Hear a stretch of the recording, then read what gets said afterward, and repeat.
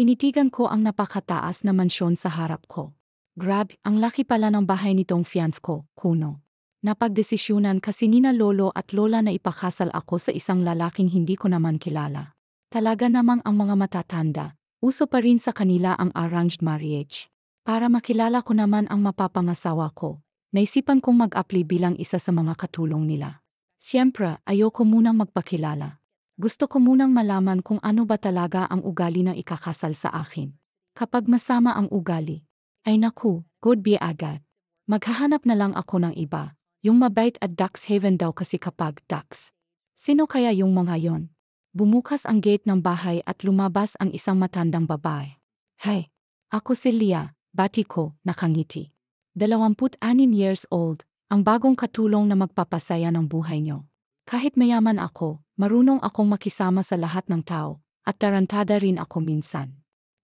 Yung na-recruit ng pamilya Ortega, tanong niya at tumango naman ako. Siyempre, kailangan ko ng koneksyon bago makapasok dito ng mabilisan, kaya nagpatulong ako kila lola. Opo, sagot ko, nakangiti. Halika, pumasok ka na, sabi niya at binuksan ang gate. Pagkapasok ko, isinara niya uli. Nauna siyang maglakad at sumunod naman ako. Ang ganda ng garden nila, kaya pasado sa akin. May isang magandang babaeng may edad at isang lalaki sa sala. Mukhang sila na ang future in-laws ko, kung sakali. Grabe ang gaganda ng lahi nila, mukhang masasarap. Ma'am, sir, siya na ho yung ni-recruit ng pamilyang Ortega, sabi ng matandang babaeng sumundo sa akin. Ikaw pala yun, iha. Gumiti ang soon-to-be mother-in-law ko. Tawagin mo na lang akong Ma'am Celeste ha, at ito namang asawa ko ay si Sir Victor. Hello po. Ako po si Leah, bati ko, nakangiti. Nice meeting you po. Ang ganda mo, iha, puri sa akin ni Ma'am Celeste. Small things po, sagot ko. Kapag pinuri ka, magpasalamat ka agad, hindi yung nagpapakit ka pa.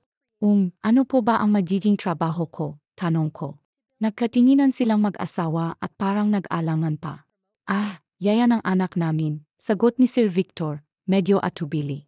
Kakaalis lang kasi ng yaya niya, at yun lang din ang bakanteng trabaho, kaya doon ka na lang muna namin ilalagay. Madali lang po pala, sagot ko, nakangiti. Easy lang po yun. Sino po ba sa anak ninyo ang alagaan?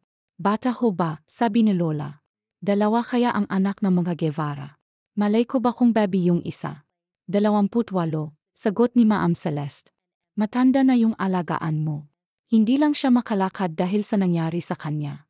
Tumanggo-tango naman ako. Ayos na rin naman sa akin yon.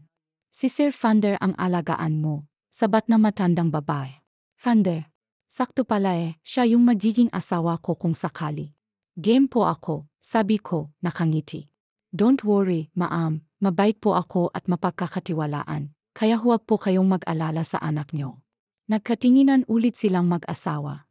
Parang medyo kinakabahan na ako Hindi naman siguro nangangagat yung anak nila. Ibinilin na ako ni Ma'am Celeste kay Manang Rosa dahil may flight daw silang gayon.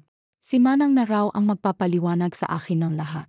Kapag may nangyari raw ngayon, makukuha ko pa rin ang sahod ko ng kompleto kahit umalis ako ngayong araw. Manang, ano bang ugali ni Sir Fander? Tanong ko sa kanya. Nangangain ba? Gusto ko naman yung kinakain, kaya ayos lang sa akin. Malalaman mo rin, Leah, sagot nito. Dinala ako ni Manang sa kusina dahil pakakainin ko raw si Sir Fander. Medyo kinakabahan pa nga ako kasi paano kung sobrang gwapo ni Sir Fander? Di sarili ko pang pinakain ko. Ipaubos mo kay Sir ang pagkain niya bago mo siya painumin ng gamot. Sabi ni Manang bago abot sa akin ang tray na may pagkain, tubig, at gamot. Tandaan mo, Leah, kahit anong mangyari ay nandito lang ako. Pupuntahan agad kita kung sakaling makarinig ng kahit anong ingay. Tumango na lang ako. Grabe namang makapagbiro rito, parang may sinasabing demonyo. Inihatid ako ni Manang sa tapat ng pinto ni Sir Fander. Huminga naman ako ng malalim bago kumatok. Come in. Isang malamig na boses ng lalaki ang narinig ko. Napalingon ako kay Manang na nakatago sa isang gilid. Sumenyas lang ito sa akin, kaya pinihit ko ang door knob. Nakita ko ang isang lalaking nakaupo sa electric wheelchair, nakaharap sa veranda. Likod pa lang, gwapo na. Sir, ito na po yung pagkain nyo, sabi ko, mahina. Lumingon naman ito sa akin. Nanlaki ang mga mata ko nang makita ko ang gwapong mukha nito. Grabe rin ang ganda ng katawan nito. Isang kindat lang nito, bubuka kaagad talaga ako. And who are you? Tanong nito, malamig. Bago niyo pong Yeya. Punyeta. Bigla na lang may bumuhos na malamig na tubig sa akin. Hindi pa ako nakaka-move on sa tubig, may bumagsak namang timba sa ulo ko. Mabuti na lang at hindi ko nabitawan yung hawak kong pagkain na natalsikan na ng tubig. Leave, galit na sabi nito. I don't need you here. Napapikit ako bago mapahilamos. Nang idilat ko ang mga mata ko, nakita ko bigla si Lucifer. Lucifer na pilay version. Sira ulo ka ba? Singhal ko sa kanya bago ibaba ang pagkain. Nakita ko ang gulat sa mukha nito dahil sa sinabi ko. What did you just say? Tanong nito, salubong ang kilay. Ang sama ng ugali mo, sabi ko, inis. Dinumihan mo na ako, pati yung pagkain dinumihan mo pa. Hindi mo ba alam na maraming taong nagugutom ngayon? You're fired, singhal nito at itinuro ang pinto. Leave, mama mo leave, singhal ko pabalik sa kanya. Kainin mo yang pagkain mo kung ayaw mong isalaksak ko, yan sa bibig mo. Ito ba ang mapapangasawa ko? Kung, ngayon pa lang ayoko na sa kanya. Gwapo at halatang dukes, pero masama naman ang ugali. Baka kapag naging mag-asawa kami, matagpuan agad siya sa ilog na palutang-lutang. How dare you to say that? I am your boss, galit na sabi nito. Gusto mo bang kasuhan kita? Aba, subukan niya. Siya pang makukulong. Aba, hindi ako tinuruan ni Lola na magpaapi. Lumapit ako sa kanya at pumwesto sa likuran. Itinulak ko yung wheelchair niya, pero hindi ito umaandar. Bitawan mo yung wheelchair ko, galit na sabi nito. Kumain ka, sabi ko sa kanya. Huwag mong susubukan yung pesensya ko ha. Itutulak kita dito mula sa veranda. You can do that, galit na sabi nito. Lumipat ako sa harapan niya. Namiwang ako bago ilapit ang mukha ko sa kanya. Hindi ako yung taong pa-sweet Jill ha, at palaging umintindi, kaya huwag mo akong susubukan, sabi ko, seryoso. Hindi ka na bata, kaya umayos ka. Wala akong pakialam, sabi nito at itinulak ako. Biti na lang at sa kama ako bumagsak. Kung sa sahig, baka nauntog pa ako. Inis naman akong tumayo, akmang gaganti, pero may humawak na sa akin. Diyos mio ka, Lia, sabi ni Manang. Kay sir pala kami dapat mag-alala. Manang, palayasin niyo yan, galit na sabi ni Fander. Kapag talaga hindi mo kinain yang pagkain mo, ililigaw kita, banta ko sa kanya. Unggoy na pilay, singhal ko pa. Mabilis na akong hinila palabas ni Manang. Saka lang yata ako kumalma nang mawala si Unggoy na pilay sa harapan ko. Balak ko pa naman sanang. Kaya pala kami dapat mag-alala niyan, sabi ni Manang, natatawa. Manang, sorry po sa nangyari kanina, sabi ko. Hindi lang ho talaga kinaya ng powers kung ugali niya eh. Lia, mabait naman si Sir Fander. Yan ka lang, dahil sa nangyari sa kanya'y nagbago siya, sabi ni Manang, malungkot. Pakiramdam din kasi ni Sir ay naging pabigat na siya. Sa sobrang stress, hindi na niya minsan alam ang tama at mali. Ayaw niya rin na may magyaya sa kanya. Gusto niya mag-isa siyang kumikilos. Medyo nawala ang galit ko, pero 1% lang. Ano ho bang nangyari sa kanya? Usisa ko.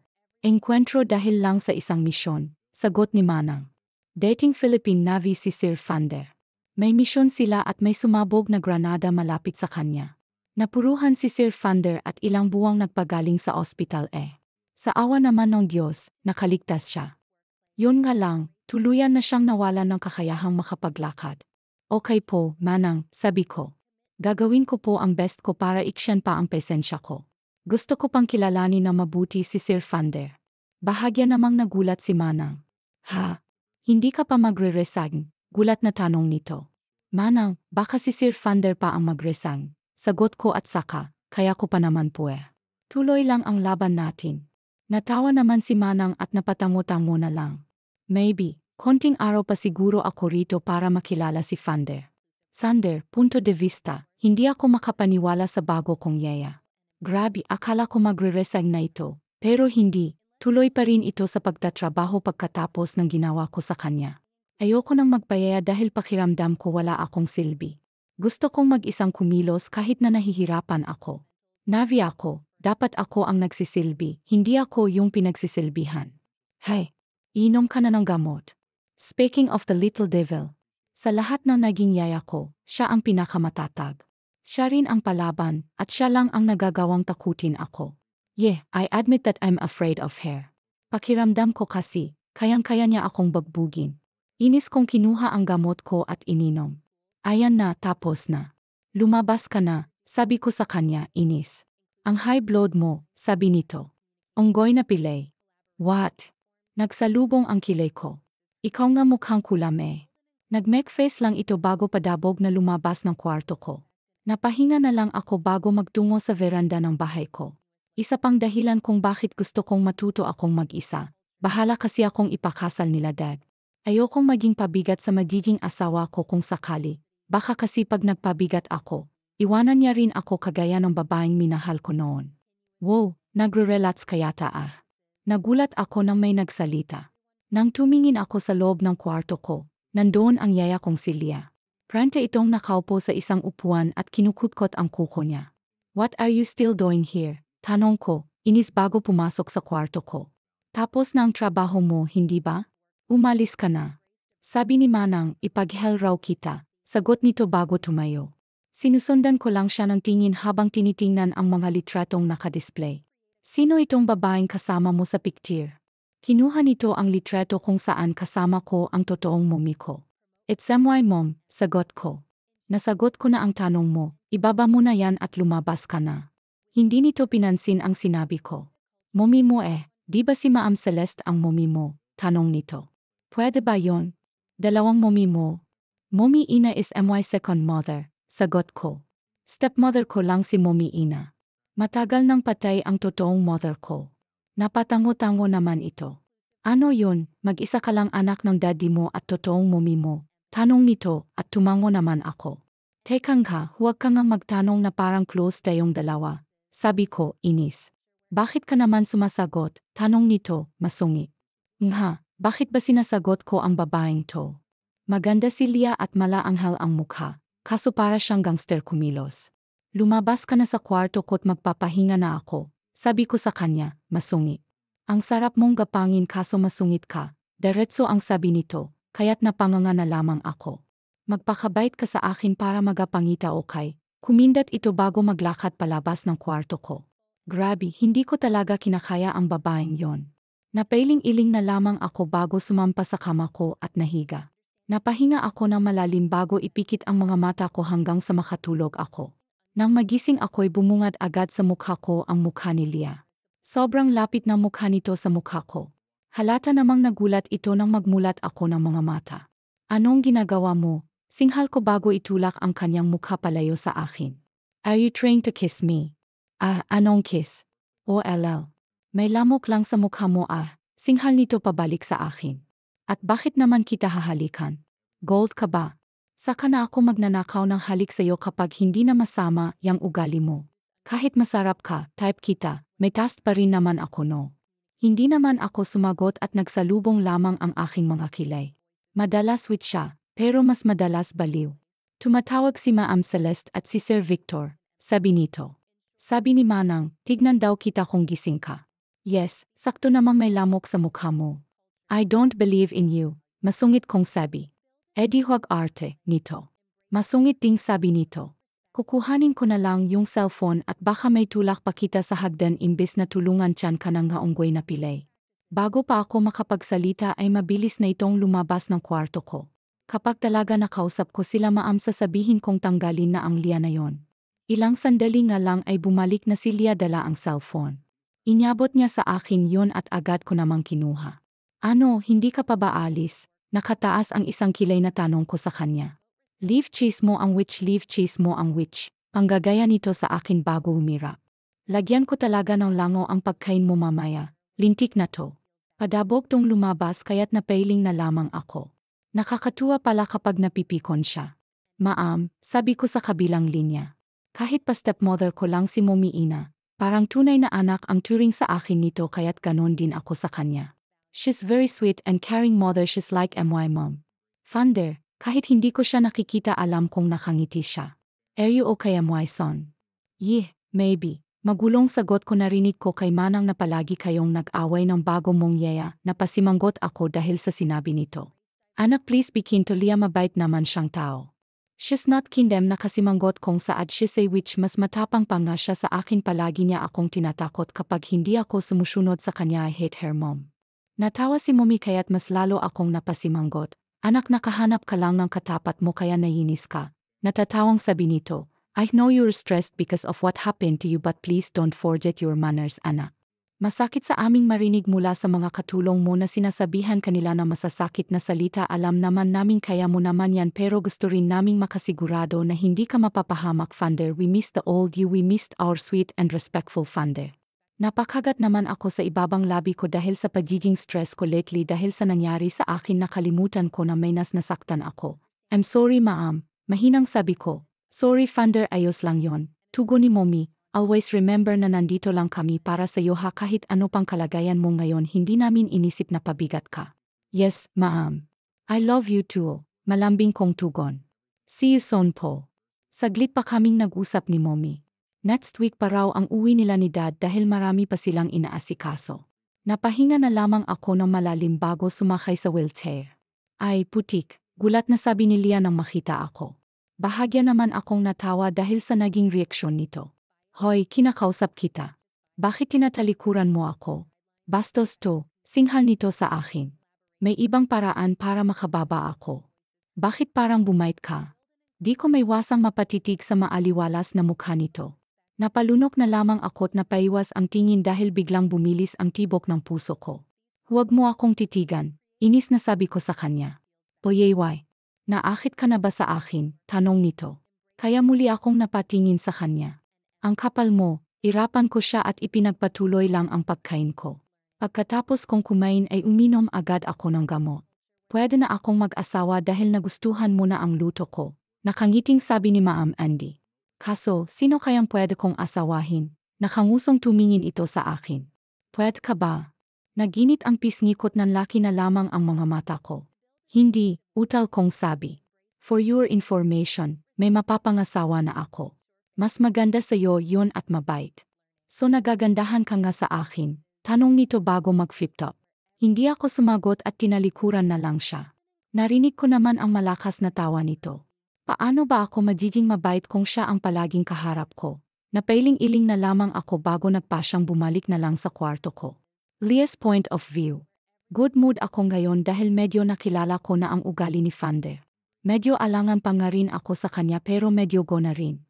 Funder, good morning. Masiglang bati ko nang makapasok na ako sa loob ng kwarto niya. Ano na naman? Manggugulo ka na naman, nakasimanggot na sabi nito. Oh, mo. Masungit, ganting sabi ko sa kanya. Nandito lang ako para sabihin pupunta tayo ng mall. Anong gagawin doon? Tanong nito. Magnanakaw, sarcastic ang sagot ko. Ano pa bang gagawin sa mall? Malamang mamamasyal at kakain. Lumabas-labas ka naman nang hindi ka nakukulong dito sa bahay kaya puro bad vibes kang pinupilik. Ayoko, sabi nito. Ikaw na lang kung gusto mo. Hindi ko siya pinansin at nagsimulang pumili ng susuotin niya. Pinili ko yung simple pero casual. Oh, ayan. Magpalit ka na. Inilapag ko ang napili kong damit sa kama niya.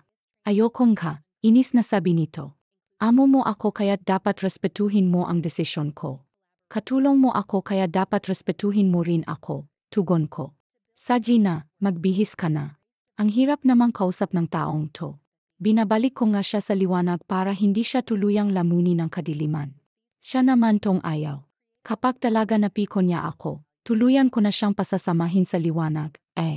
Magbibihis ka ba o ako ang magbibihis sa'yo? Mamili ka, Funder, panawag ko sa harapan niya. Ano? Gusto mo ba akong bihisan pa? Ako na, sigaw nito ng akmang lalapitan ko na siya. Natawa naman ako dahil namumula ito. Iba pala mahiya ang kampon ng kadiliman. Nagiging tisino, oh. Bakit nandito ka pa? Panonoorin mo ba akong magbihis? Sarkastikong tanong nito. Sagot ko bago bumungis-ngis. Mas lalo namang namula ang buong mukha nito. Bago pa siya maging angry bird ng tuluyan, lumabas na agad ako ng kwarto niya. Nagtungo ako sa kwarto ko para magpalit na rin. Dagandahan kong aura para naman mapagkamalan kaming mag-asawa. Pagkatapos kong magbihis ay lumabas ako ng kwarto ko. Natigilan ako nang makita ko si Funder sa salas. Para itong modelo sa wheelchair.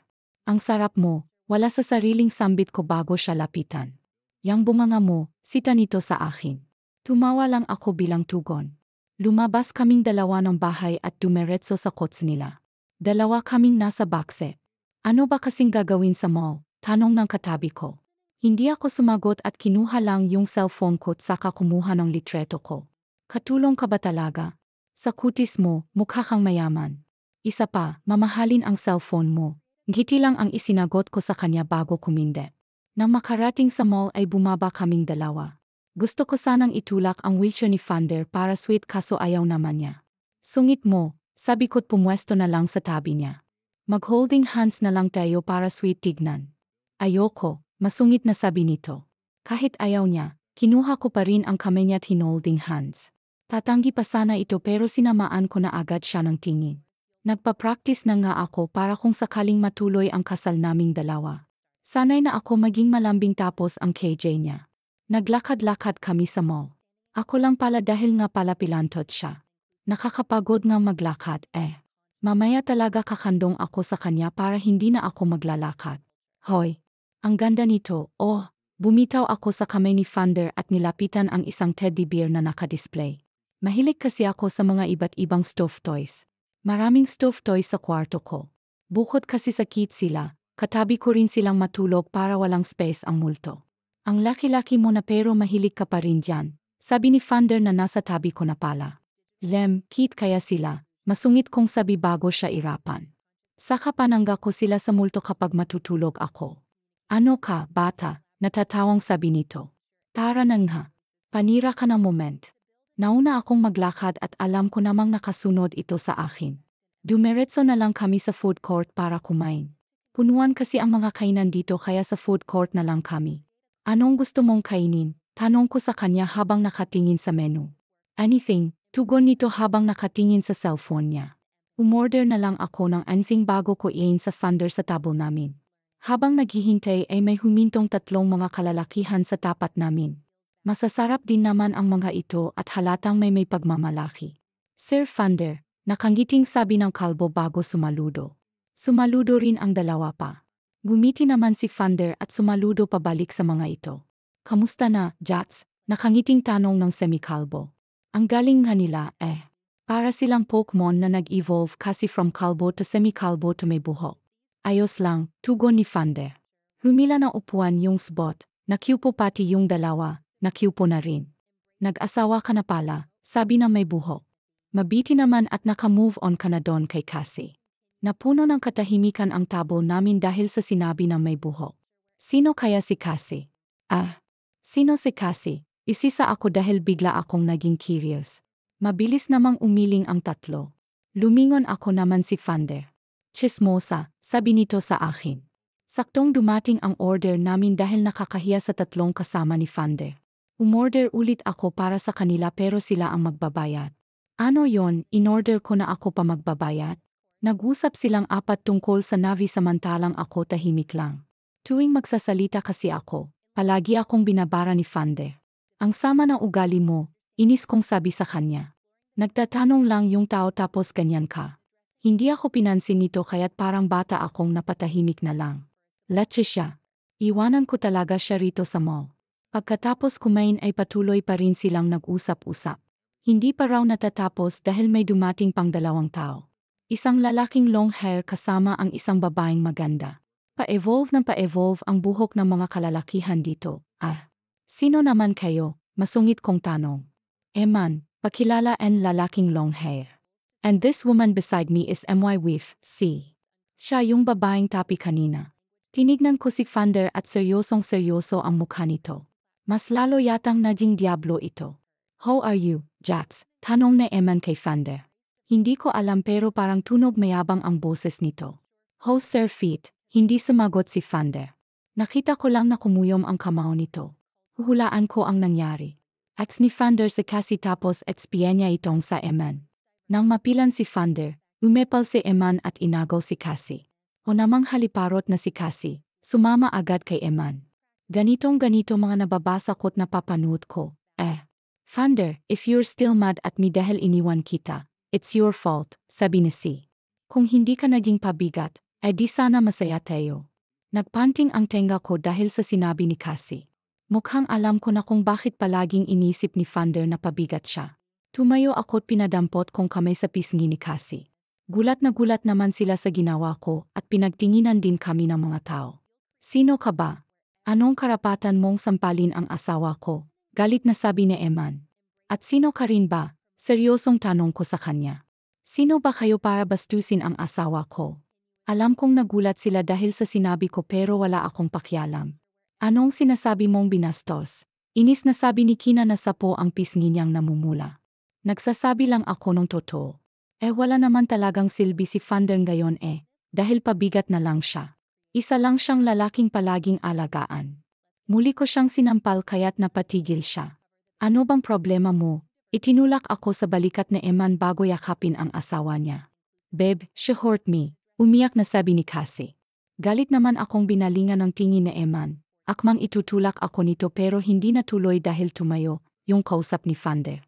Isang pang pambabastos niyo kay Vander, dinampot ko yung tinidor at kinayod yun sa plato.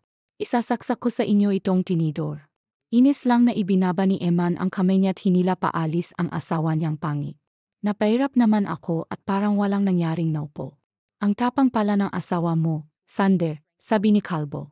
Tumingin ako kay Vander, malambot ang ekspresyon nito kaya't kinapalan ko siya. She's not my wife, sabi ni Vander bago tumikim. Napasimanggot ako't nag-cross arms na lang. Magkrelang ako, paalam ko sa kanila bago padabog na nagpunta sa CR. Pinagtanggol ko siya tapos susungitan lang niya ako. Hindi lang yon, wala rin siyang thank you o di kaya kiss. Sinadya akong magtagal sa CR bago bumalik sa food court. Natigilan ako dahil wala na roon si Vander. Iniwan pa yata ako ng lintek.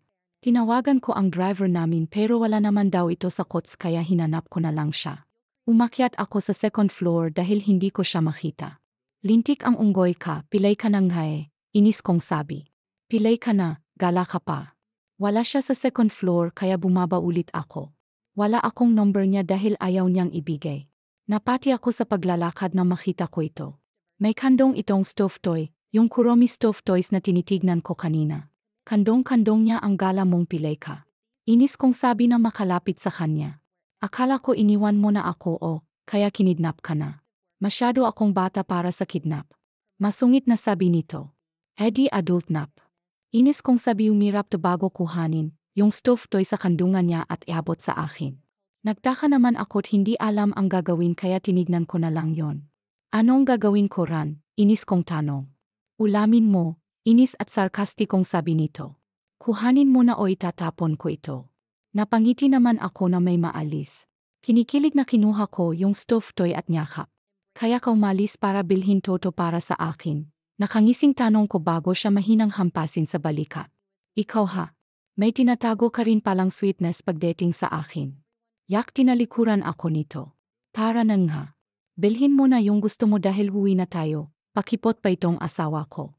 Nakangising sabi ko, thank you asawa ko, I love you po. Napalingon toto sa akin ng lalaki ang mga mata nito habang namumula ang kanyang mukha. Napatawan naman ako dahil sa reaksyon nito. Nagpapakit pa ako sa kanya at nag-flame kiss.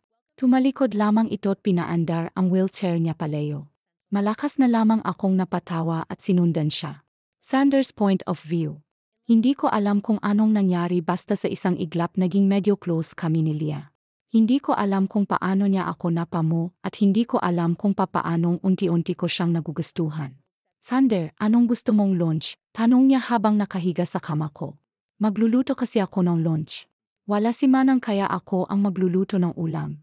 Anything, tanging sagot ko habang nakatingin sa librong binabasa ko. Ayan ka na naman sa anything mo Kapag nilutuan kita ng sandamakmak, anything diyan huyo ka talaga sa akin. Ina na sabi nito. Kahit anong haayos na, mahinahong sabi ko.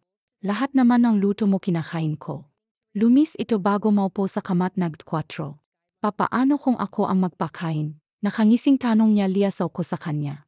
Gustong-gusto niyang paakit akong asarin natutuwa naman ako kaso syempre lalaki ako may sasaludo talaga kahit ayaw ko, na na-joke lang sabi nito bago tumayo dito ka na muna't magluluto lang ako ng ulam natin hangumiti ito sa akin bago lumabas ang kwarto ko itinabi ko naman ang librong binabasa ko bago lumabas ang kwarto ko, wala naman akong gagawin kaya't panonorin ko na lang siyang magluto. Bumaba ako at dumiretso sa kusina. Napatigil ako sa pagpasok sa kusina nang makita si Liana. Kumakanta at sumasayaw habang naghahanda ng lulutuin. Nagtago naman ako sa gilid at pinagmasdan lang siya habang nakangiti. Mabilis ang tibok ng puso ko habang nakatingin sa kanya. Siguradong sigurado ako na gusto ko siya. Ang ganda ni Lia. Nagulat ako na may biglang nagsalita mula sa likuran ko. Nang lingunin ko ito'y mas nagulat ako na makilala siya. Anak siya na ba ang pakakasalan mo? Hindi naong sinabi namin, Maam. Nakangiting sabi ko bago yumakap sa biwang niya. Natawan naman to bago yakapin akong. Pabalik nararamdaman ko ring sumali si Daddy sa yakapan. How are you? Tanong ni Dad nang humiwalay sila sa yakap. Maayos lang po. Nakangiting sagot ko. Mukhang hae. Nakangising sabi ni Mommy bago sumilip sa kusina. At yung nasa kusina ang dahilan kung bakit ka maayos, Mommy. Nahihi ang sabi ko't napatawan na lamang ito, Thunder. Napalingon ako sa tumawag sa akin. Natigilan ako na makita si Yula, stepsister ko. Siya anak ni Mommy, ina sa dati niyang asawa. Hindi kami magkasundo dahil may ginagawa ito na hindi ko gusto. She's obsessed with me kahit alam niyang bawal. Patuloy pa rin siya. Hey, bati ko sa kanya bago tipid ng ngumiti. I miss you. Nakangiting sabi nito sa akin. Sobrang miss na miss kita, Thunder. Yula, may usapan tayo ha? Seryosong sabi ni Mommy sa kanya. Last chance mo na ito, Yula, kaya't umayos ka. Gumiti lang si Yula at tumango. Ma'am Celeste. Napalingon kami kay Lia. Halatang gulat na gulat ito. Hawak pa nito ang sandok. Hindi ho kayo nagsabi na uwi pala kayo, sabi ni Lia. Sandali po't dadagdagan ko yung ulam na niluluto ko.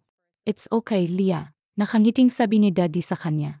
Ayos na sa amin ang niluluto mo, sabi naman ni Mommy. Pasensya ka na't hindi kami nakapagsabi ha.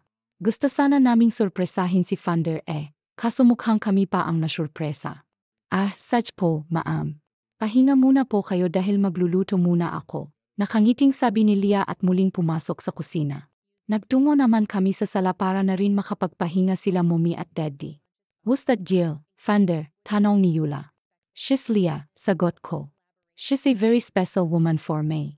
Napatango-tango naman ito, pero nababakas kung hindi niya nagugustuhan ang sinabi ko. Sanang nga lang ay wala na siyang gawing kalokohan uli. Naban kasi siya sa bahay dahil ginapang niya ako. Hindi naman ako nag-atubiling magsumbong dahil para na rin yun sa kapakanan niya. Very special woman na parang nung nakaraan lang na dumadaing ka natanggalin ko siya, sabi ni Mommy at lumapit sa akin. Masyado ka na bang nabago ni Lia? Hindi ko ho alam, sagot ko bago bahagyang napanguso. Basta nagising na lang ako na gusto ko na siya. The more you hate, the more you love, natatawang sabi ni Daddy bago mapailing. Masaya ako dahil bumalik na ang dating baby Thunder ko, sabi ni Mommy bago yumakap sa akin. Sobrang happy ako para sa Thunder pero may fiance ako, Ma'am, mahinang sabi ko. Makikipag-usap kami sa pamilya Guevara tungkol diyan, sabi ni Mommy. Kung saan ka masaya, doon lang kami. Hinding-hindi namin agawin ang kasyahan mo, Thunder. Napangiti naman ako at tumango lang. Isang oras lang ang lumipas ay tinawag na kami ni Lia para kumain. Bahagya akong natawa dahil marungis ito. Ang dami niyang sauce sa mukha't parang taranta pa ito. Lia, pagtawag ko sa kanya't kaya't napatigil ito sa paglalakad. Sinanyasan ko siyang lumapit sa akin na agad naman niyang ginawa. Uho kayom, muko naman to agad kong pinahid ang sauce sa mukha nito gamit ang daliri ko. Bahagya naman natigilan dahil sa ginawa ko. Nagsalubong ang tingin naming dalawa, pero sa huli siya na rin ang umiwas. Dapat sinabi mo na lang, sabi nito bago mabilis na tumalikod. Natawan na lamang ako dahil muntik pa itong masubsob. Nang makarating ako sa dining ay hindi pa rin kami nagsimulang kumain. Hinihintay pa naming matapos si Lia na magdala ng tubig. Kain na po, nakangiting sabi ni Lia. Sabayan mo na kami, iha, nakangiting sabi ni Daddy sa kanya. Tatanggi pa sana ito, kaya't hinawakan ko agad ang kamay niya't hinila siyang paupo. Huwag magsalita at kumain na lang, Lem, malambing kong sabi sa kanya. Umirap lang ito at tumango kaya't napatawa ako. Nagsimula kaming kumain. Bakit pinasabay siya? She's just a maid, sabi ni Yula kaya napatingin kami sa kanya. Yula, saway ni Mommy sa kanya. What? I'm just stating facts, sabi ni Yula na para bang walang masama sa sinabi niya. Maid, it's just a maid. There's nothing wrong if you're eating with your maid. Parehong tao lang ang kumakain kaya't anong masama roon, sabi ni Lia bago magtaas ng isang kilay. You should not invalidate your maid's feelings and what's your point? Salubong ang kilay na tanong ni Yula. Ang point ko, matuto ka sanang rumespeto, Sagot ni Lia at matamis ng ngumiti. Isa pa, ako na ang nagluto tapos ako pang huling kakain. That's bad girl, damn, that's my girl. No more words, Yula. Seryosong sabi ni Mommy sa kanya. Mahigpit lamang na napahawak si Yula sa kanyang tinidor bago nagpatuloy sa pagkain. Pagkatapos kumain ay pinagpahinga na ni Lia sila Mommy. Kahit gusto pa ng mga itong tumulong sa pagliligpit. Oh, ikaw, magpahinga ka na, sabi ni Lia kay Yula. Hindi ko kailangan ng audience kaya umalis ka rito. Tumingin sa akin si Yula. Thunder, hatid mo ako sa room ko, nakangiting sabi nito. Ikaw lang ang pinaalis ko, ba't isasama mo si Thunder? Sabat ni Lia bago ako harangan. Audience ko yan si Thunder, kaya maghanap ka ng ibang sasama sa'yo kanina ka pa. Inis na sabi ni Yula kay Lia. Bakit ba ang kapal ng mukha mo dito? Katulong ka lang naman dito, hindi ba? Yula, enough. Seryoso ang sabi ko sa kanya. Go to your room. Masamang tingin muna ang ipin nito kay Lia bago ito padabog na umalis. Hinarap ko naman si Lia. Akala ko ba ayaw mo ng audience? Nakangiting tanong ko sa kanya. Kapag ikaw ang audience, syempre gusto ko. Tugon nito bago kumindat sa akin. Kumabog naman ang dibdib ko dahil sa sinabi nito. Bakit pakiramdam ko inaangkin mo ako? Nakangiting tanong ko sa kanya. Bakit, magpapaangkin ka ba? Balik na tanong nito. Nakapangalumbaba naman ako at tumitig sa kanya. Yes, Lia. Willing akong magpaangkin basta't ikaw ang angkin. Hisinghal nito sa akin bago mabilis na tumalikod. Natawan na lamang ako bago mapailing-iling. Lia's point of view na pahinto ako sa pag-ayos ng mga labahing damit ni Thunder na ang may talipandas na bigla na lang as ng gripo sa host kaya't nabasa ako. Hala, sorry, sabi ni Yula, ang stepsister ni Thunder na maharot. Ayon sa source ko obsessed ito kay Thunder. Napalayas na ito dahil sa kalokohan nung ginawa kay Thunder. Hindi ako maniniwalang hindi niya sinadya ilang araw na kayang mainit ang dugo sa akin yan at pinapalayo niya ako kay Thunder. Hindi ko naman ito pinansin at ipinagpatuloy na lang ang ginagawa ko. Wala ka bang balak na umalis rito? Tanong nito sa akin. At bakit naman ako alis? Balik kong tanong sa kanya. Nag-enjoy naman ako sa trabaho ko. Nag-enjoy sa trabaho o nag-enjoy sa paglandi sa kapatid ko? Nag-cross arms pa ito. Magkano bang kailangan mo para umalis ka rito? Name your price at babayaran pa kita. Magkano bang ibibigay mo? Tanong ko dahilan para mapangisi siya. 1,000,000, sagot nito. 1,000,000. Humawak ako sa baba ko na tila nag-isip. Okay, dodoblehin ko basta't kami ni Thunder ang layuan mo. Nawala ang gisi sa mukha niya dahil sa sinabi ko. Kulang ba? Okay, Saj, gagawin kong 3,300,000 lumayo ka lang sa amin ni Thunder, you bitch. Jigil na sabi nito. Yes, I am a bitch. Nakangiting sabi ko sa kanya bago siya lampasan. Pumasok na ako sa loob ng bahay para puntahan si Thunder. Pahakbang na ako sa hagdan nang biglang may humila ang buhok ko. Akin si Thunder. Galit na sabi ni Yula na humihila sa buhok ko. Sa akin lang siya mapupunta. Ako ang mamahali ni Thunder at ako ang makakasama niya habang buhay are. Lintik ka, dain ko habang hawak ang kamay niyang humihila sa buhok ko. Bitawan mo nga kung baliw ka dahil kapag napuno ako, iuntok talaga kita sa peder. Hindi naman to nakinig sa akin at mas lalong diniin ang paghila sa buhok ko. Masakit, sinabi, inis kong sabi. Sinipa ko siya mula sa likuran kaya't medyo lumuwag ang hawak nito sa buhok ko. Mabilis naman akong umikot at kinagat ang kamay niya nakahawak sa buhok ko kaya't nabitawan niya ako. Ako naman ang humili sa buhok niya kaya siya naman ang napadaing. Hindi kita inaanong nieta, kainis kong sabi. Gusto ko siyang intog sa peder kaso maaway na ako. Kaya't kinaladkad ko na lang siyang palabas at dinala sa pool area. Itinulak ko siya sa swimming pool. Papatayin kitang, malandi ka, galit na sabi nito. Diyan kadag na matauhan kang burikat ka, singhal ko sa kanya. Pumasok na ako sa loob ng bahay at nakita kong palabas ang pamilya ni Thunder. Anong nangyayari? Tanong ni Ma'am Celeste. Nagwawala ho yung anak niyo Sagot ko bago ayusin ang buhok ko. Lumabas si Ma'am Celeste at si Sir Victor. Si Thunder naman ay lumapit palalo sa akin at hinawakan ng kamay ko. Are you okay? Alalang tanong nito. Hindi ko nauntog sa padalang kapatid mo kaya hindi ako okay. Inis kong sabi. Natawan naman to bago hawakan ng kamay ko. Doon tayo sa kwarto ko para kumalma ka. Malambing na sabi nito. Inaya ako nito sa kwarto niya. Nang makarating kami doon ay pinaupo niya ako sa kama. At siya na ang nag-ayos ang aking buhok. Kumalma ka na, malambing na sabi nito. Si Mommy nang bahala. Kayula, ang gwapo mo kakas kaya't kahit kapatid mo patay na patay. Sabi ko bago kurutin ang matanggos niyang ilong. Ang sarap-sarap. Mong tignan kahit ako gagapangin kita kung deti naiinis siya kapag sinasabi kong bagay na yon ngayon naman ay kinikilig na siya malaki ang ngiti nito dahil sa sinabi ko gusto kita nakangiting sabi nito mama mo gusto tugon ko lang bago siya irapan hindi to sumagot at lumipat lang sa tabi ko humiga siya sa kamat nahiya ginawa niyang una ng aking hita deti demonito tapos ngayon naman parang babi na sobrang kingi nagbagong buhay siya dahil gusto niyang magapangitan nito. Ang parents nila ni Founder Yula. Ano bang nangyayari sa sayo na yak na tanong ni Ma'am Celeste sa anak? Ma'am can't you see I love Founder? Sagot ni Yula. Gusto ko siya una pa lang sinabihan na kita sinabihan na kita na huwag pakasalan si Tito Mats. Pero hindi mo ginawa Yula magkapatid kayo ni Founder kahit hindi kayo magkadugo. Sabi ni Ma'am Celeste. Please naman gumising ka sa realidad no mas mahalaga sa akin si Founder. Sabi ni Yula bago lumingon sa gawin namin ni Founder Founder please love me back. Kahit anong sabihin mo gagawin ko, napahinga na malalim si Founder. Yula now mahinahong sabi ni Founder just my sister. Okay Celia ang mahal ko. Kahit hindi dapat akong umiti dahil seryoso ang nangyayari ngumiti pa rin ako ang haba kasi ng hair ko. Kahit buhok ko sa baba humahaba na. Why can't you love me back ha? Umiyak na tanong ni Yula because you're my sister tugon ni Founder please heal yourself. Yula bagsak balikat lang na lumabas si Yula sumunod naman sa kanya ang parents nila ni Founder.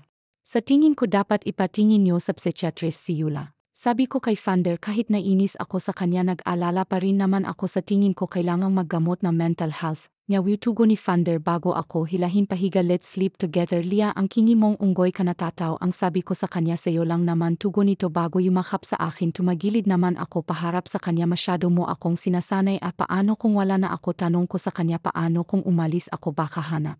Hanapin ko ang bisig mo at huwag ka na lang umalis malambing na sabi niya dito ka na lang sa tabi ko magpakasal tayong dalawa may fiance ka kaya hindi tayo pwede pinutol nito ang aking pagsasalita iurong kong kasal makasama ka lang ang tanga nito ako rin kaya yung fay mong ngumiti lamang ako't sumiksik sa kanya susulitin ko na alis na kasi ako bukas magpapaalam na ako bilang yaya Lia dahil sa gusto ko na magpakilala bilang magiging asawa ng isang Founder Ortega.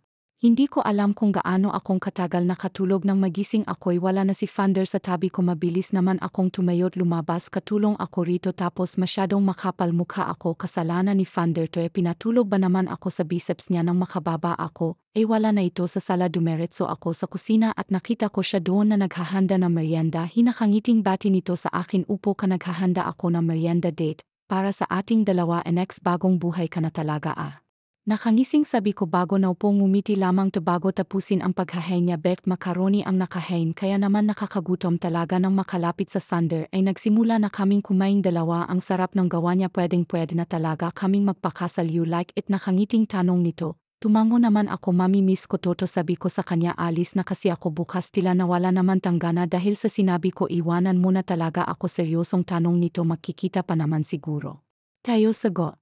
Kuhuwag ka na maging malungkot yan hindi mo ba ako mahal tanong nito kumain na lang tayo sa halip ay sagot ko ako lang ang nagsasalita sa amin habang kumakain tahimik lang si Founder at parang dinamdam na ang sinabi ko ayoko rin kasi munang sabihin sa kanyang totoo gusto ko yung surprise yung tipong magiging balang itlog niya dahil sa sobrang gulat at saya huwag ka nang umalis sabi nito habang nagliligpit ako ng pinagkainan namin kung may problema kasabihin mo lang ata ayusin mo. Yung deal mo sa fiance mo tugon ko kapag naayos mo na babalikan kita na patigil ako nang yakapin ako nito mula sa likuran Lia ayokong umalis kamahinang sabi nito napahinga ako ng malalim at hinarap siya Founder para sa atin din ang gagawin ko tugon ko mataman ko siyang tinignan napakagat naman to sa ibabang labi niya bago tumalikod at walang salitang umalis hala nagtampo na ang bebe kong pilay na pailing-iling na lamang ako at tinapos na ang ginagawa ko nagtuloy-tuloy na ang hindi pagpansin sa akin. Ni Founder mukhang masama talaga ang kanyang loob kinabukasan ay ayaw akong harapin ni Jack kaya sa parents niya na lang ako nagpaalam Lia masasaktan ang anak namin sabi ni Ma'am Celeste sigurado ka na ba talaga Ma'am Celeste kapag bumalik ho ako gagapangin ko na ho ang anak niyo tugon ko hindi pa naman po ito ang last kaya huwag kang mag-alala we will miss si Lia sana makabalik ka agad sabi ni Ma'am Celeste bago ko yakapin hihintayin ka namin ha thank you po nakangiting tugon kong ngumiti ako.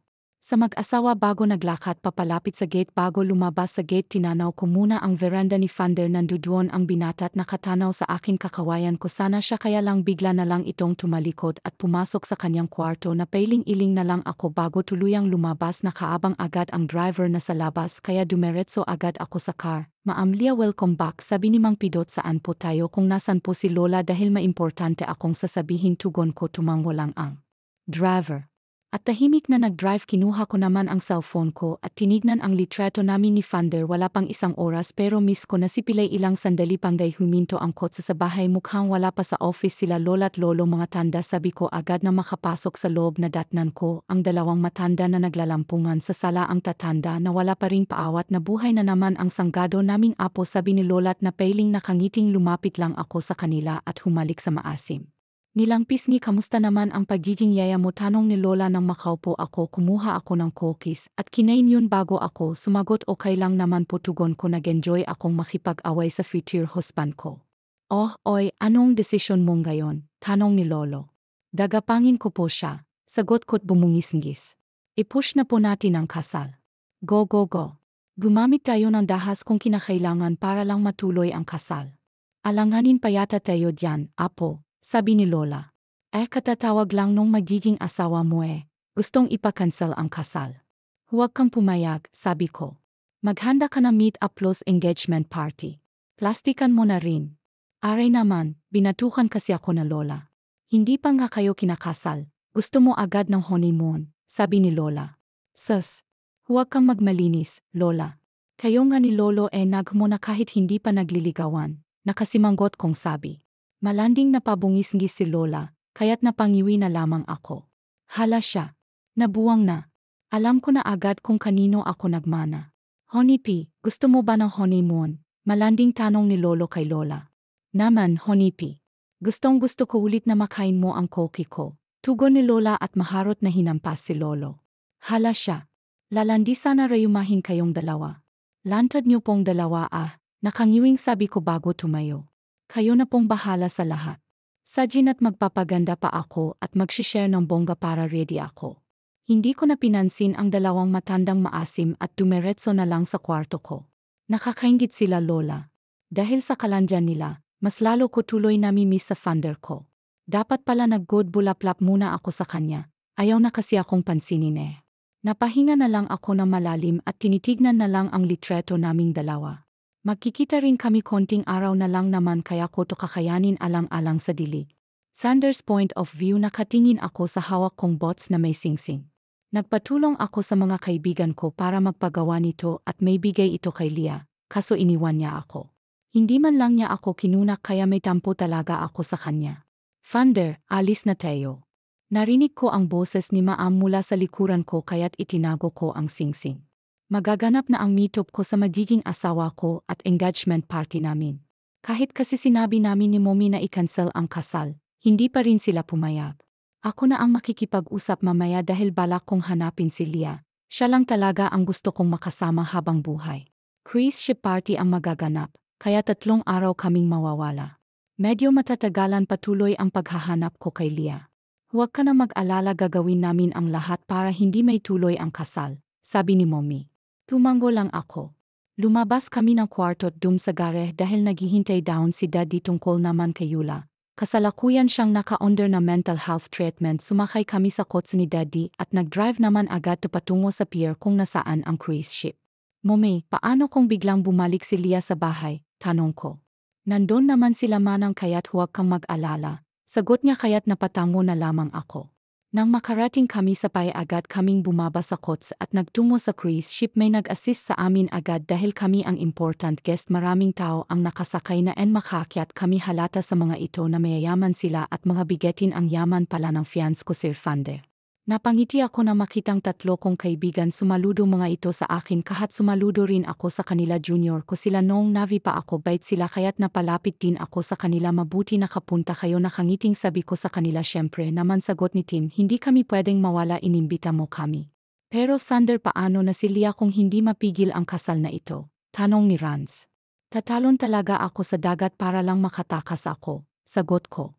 Napatigil kami sa pag-usap ng tawagi na kami ni Mommy lumapit kami sa usap nilang dalawang matanda sila ang lolo at lola na mapapangasawa mo sabi ni Mommy binati ko naman ito't nagmano pa rin ako sa kanila. Ay hindi na ho ba mapipigil pa ito? Diretso ang tanong ko may mahal po kasi akong ibang babae at siya po ang gusto kong pakasalan malalaman mo mamaya ang desisyon ang apo namin sabi ng matandang babae. Kaya't napatango na lamang ako nang makaakyat ang lahat ng guest ay nagsimula ng umandar ang cruise ship pinaupo na rin kami ng mga staff dahil magsisimula na raw.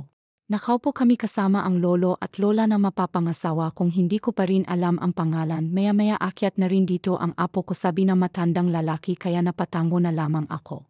Thunder, gusto mo na kawin natin ang emergency boat, bulong ni Lloyd. Mamaya kapag hindi talaga na nadaan sa matinong usapan, tugon ko sa kanila. Ilang sandali lamang ay nagsimula ng magsalita ang MC ipinakilala nito mga importanteng guest kabilang na si Mommy. And our groom is already here, Emar Thunder Ortega, pakilala sa akin ang MC. Tumayo ka, bulong ni Tim. Thunder, dapat rumespeto ka pa rin, tumayo at bumati ka doon, sabi naman ni Rance. Sinamaan ko naman sila ng tingin. Nangaasar ba ang mga hinayupak na ito mga bobo? Binatukan sila ni Lloyd. Baldadong ngayon si Thunder di ba paano makakatayo yan? O nga pala, sabay na sabi ng dalawat na pahimas na lamang sa ulo nila. And let's all welcome the soon-to-be bride, Miss Leah Ortega. Mabilis akong napalingon sa hagdan malakas na kumabog ang dibdib ko habang nakatingin sa babaeng paakyat doon nanlaki ang mga mata ko. Dahil si Leah ang nakita ko, ang Leah ko si Mandin naman pala ang bride mo sabi ni Rance bago ako hampasin sa balikat hindi ko sila pinansin dahil na kay Leah lang ang tingin ko dumako ang tingin nito sa akin at gumiti siya habang papalapit to ay mas lalo namang bumibilis ang tibok ng puso ko. Leah, may bulalas ko na makalapit siya. I miss you unggoy na pilantod, tugoni. Natawa dumiretso muna to sa grandparents niya at kila Mommy bago siya naupo sa tabi ko. Let's have our dinner first before we continue this, sabi na MC naupo si Leah sa tabi ko pagkatapos niyang makipag-usap kila Mommy. Bakit hindi mo sinabi? Mahina ang tanong ko sa kanya. It's a surprise. Nakangiting tugon niya na surprise ka ba imbes na sumagot niya pos ko siya na mahigpit na tawa naman to bago ako yakapin pabalik ilang araw lang pero sobra na akong namumulila sa kanya bigla ko ring nakalimutan ang pagtatampo ko dahil sa sobrang pagkasabik sa kanya. Kumain muna tayo. Sabi ni Leah bago humiwalay sa yakap pero bago pala yon gusto kong magpakilala ng formal naglahat ng kamay sa akin Leah Ortega Fitir wife ni Thunder Guevara napakagat naman ako sa ibabang labi ko bago nakipagkamay sa kanya Thunder Guevara Fitir husband ni Leah Ortega tugon ko na hampas naman ako ng mga kaibigan kong nagkakantyawan natawa na lamang ako bago pinagsalikop ang kamay namin ni Leah at nagsimula ng kumain hindi ko magawang kumain na maayos dahil hindi pa rin ako makapaniwala na nangyayari itong ganitong bagay. Thunder, kumain ka na marami, sabi ni Leah. Magagapnghan tayo ng 12 hours kaya dapat may energy ka. Hindi naman ako nagdalawang isip na sumubo ng sumubo natawa naman ang mga kasama namin sa lemesa hindi makakagaan ang pilay sabi ni Tim kaya't pinukol ko siya na masamang tingin nagtawanan lamang ang tatlo na may kasama pang hampas pagkatapos kumain ay tinawag kami ng MC sa harapan ni Leah kaya't hawak kamay kaming nagtungo sa harapan.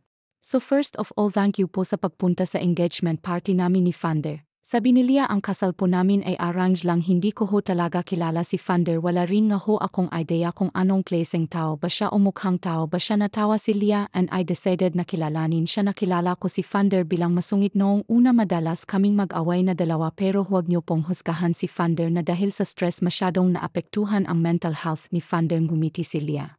Bago pagsiklab ako si Thunder at isa pala siyang kingi na pilantod hindi ko maiwasang mahulog sa kanya dahil tinuring niya akong reyna niya.